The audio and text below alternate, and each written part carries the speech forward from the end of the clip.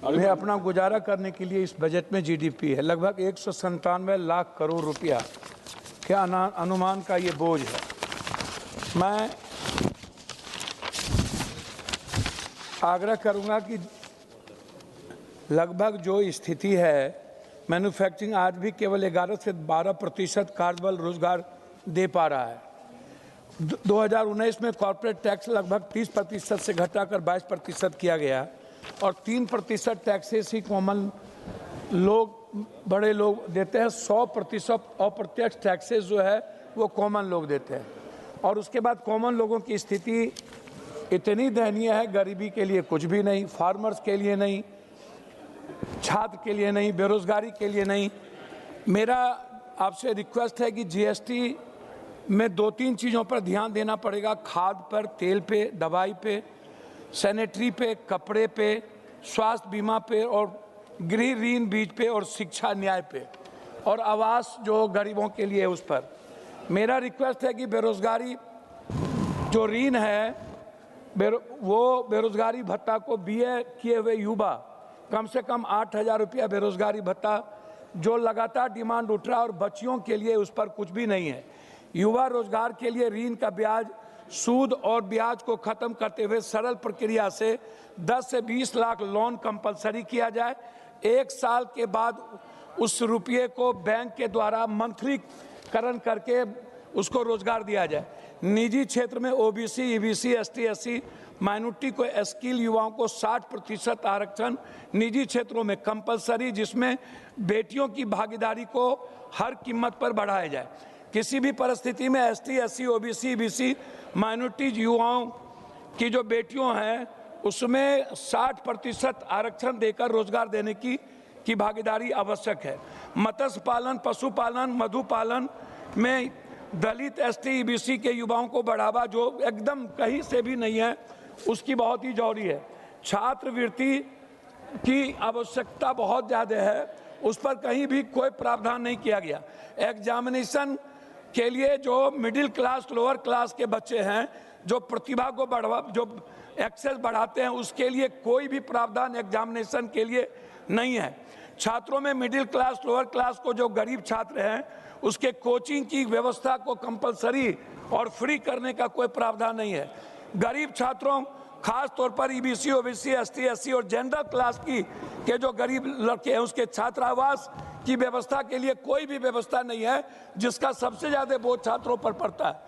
उसकी छात्रावास की पहल होनी चाहिए और खास तौर पर बेटियों का छात्रावास ये कंपलसरी टाउन में करना चाहिए ताकि उसको किसी भी तरह की सुरक्षा को मुहैया कराया जाए। पेंशन में वृद्धा पेंशन, निःशक्त पेंशन, विकलांग पेंशन को इसको किसी भी कीमत पर हर महीना और कम से कम 2,000 से 3,000 पेंशन की व्यवस्था का कोई मतलब नहीं है। तीसरी चीज, गरीबी में 5 डिसमिल से 3 डिसमिल जमीन देने की जो प्रावधान था दलित, एसटी, एससी, ईबीसी को, वो कहीं भी नहीं है। गरीब आवास जो शुरू में यह कहा गया था कि जो गरीब लोग हैं उसके लिए बिजली मिनिमम रियायत ही नहीं, बहुत मिनिमम किया जाएगा, पानी शुद्ध, उस पर भी कोई प्रावधान नहीं है। मजदूरों को महीने में कम से कम 25 दिन मजदूरी के लिए यदि आप 400 रुपया प्रत्येक दिन या 600 रुपया नहीं करते हैं और कंपलसरी मनरेगा तो लगभग खत्म हो गया, मनरेगा पर कोई चर्चा होती नहीं है। मनरेगा को आप उसको सही तरीके से जॉब कार्ड के आधार पर हर कीमत पर मजदूरी दिया जाए, नहीं तो 9,000 रुपया मजदूरों को मासिक। दूसरी चीज, खाद और किसानों, अभी हमारे तरफ सीमांचल में मैडम सीमांचल में हमारा जो पूर्णिया है, सीमांचल है, कोसी है, वो बाढ़ का इलाका है। वो स्थिति, साइक्लोन आया, बारिश आया, पूरा का पूरा मक्का मैडम खत्म हो गया। उसका कोई प्रावधान किसानों को मक्का या अन्य फसल जो प्रावधान साइक्लोन होता है वो नहीं है। मैडम, कृषि को उद्योग का दर्जा जब तक हम प्रावधान नहीं देंगे, हम कृषि को खत्म करते जा रहे हैं। उसको उद्योग का दर्जा देने की जरूरत है। सरकार गांव में किसानों के फसल खरीद के लिए दलाल, बिचौलिया और पूंजीपतियों से छुटकारा के लिए सरकार खुद मिडिल क्लास किसान, लघु किसान, बटाईदार, बंधुआ जो किसान है उससे फसल खरीदने की प्रावधान खुद करे। प्रत्येक पंचायत में कम से, मैडम मैं उस लाइन पर तो आ रहा हूँ, प्रत्येक पंचायत में कोल्ड स्टोरेज या सेलो गोदाम की व्यवस्था हो ताकि किसानों को, मिडिल किसानों को फसल रखने की व्यवस्था हो। मक्का, मखान, धान, दलहन, तेलहन पर किसी भी कीमत पर जो मक्का सबसे ज्यादा भारत में सीमांचल पूर्णिया में होता है, मखान मेरे यहाँ होता है, वहां पर जब तक आप एमएसएमई के तहत आप प्रावधान 10-10 फैक्ट्रियों का नहीं देंगे मक्का पर, मखान पर, तो हम सीमांचल को नई ऊंचाई की ओर नहीं ले जाएंगे। एएमयू जो किशनगंज हमारे जीवन की सबसे महत्वपूर्ण है, एएमयू को आप इतना पीछे कर दिए हैं जिसका हिसाब नहीं, उस पर कोई इकोनॉमी का प्रावधान आपने नहीं किया है। हम आपसे लास्ट करना चाहेंगे मैडम कि लघु उद्योग, कुटीर उद्योग को दलित आदिवासी के लिए हर कीमत पर बढ़ावा दिया जाए। बिहार में चीनी मिल बंद है, खासतौर पर मधुबनी में है, गया में है, गुरारू में है, बनमनखी में है, उसके लिए कोई प्रावधान मैडम नहीं है। पटना में सेंट्रल यूनिवर्सिटी का मैडम प्रावधान नहीं किया गया। हर जिले में एग्जामिनेशन के लिए मैडम एक बड़ा एग्जामिनेशन सेंटर 2-2, 5-5 हजार विद्यार्थी को बनाने का, ताकि उस पर बोझ ना पड़े और बच्चे बाहर ना जाए एग्जामिनेशन देने के लिए, उस पर कोई प्रावधान नहीं है। आदिवासी गांव में, दलितों गांव में आदि विवाह भवन एक या हर कीमत पर सामुदायिक भवन, और खेल के लिए उसकी व्यवस्था में लास्ट कर रहा हूं मैडम।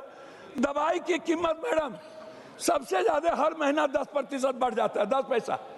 दवाई सबसे ज्यादा गरीबी बढ़ाता है मैडम। दवाई के कारण मेरा आग्रह है, मैं लास्ट कर रहा हूं मैडम 1 मिनट में, मैं आपसे आग्रह करूंगा, यदि गरीबी खत्म करना चाहते हैं, अल्ट्रासाउंड, सीटी स्कैन, एमआरआई, इसका जो और गरीब का जो कैंसर, ब्रेन ट्यूमर, हार्ट का जो इलाज है, इसको फ्री का प्रावधान नहीं है, ये जो ओबीसी गरीब का है।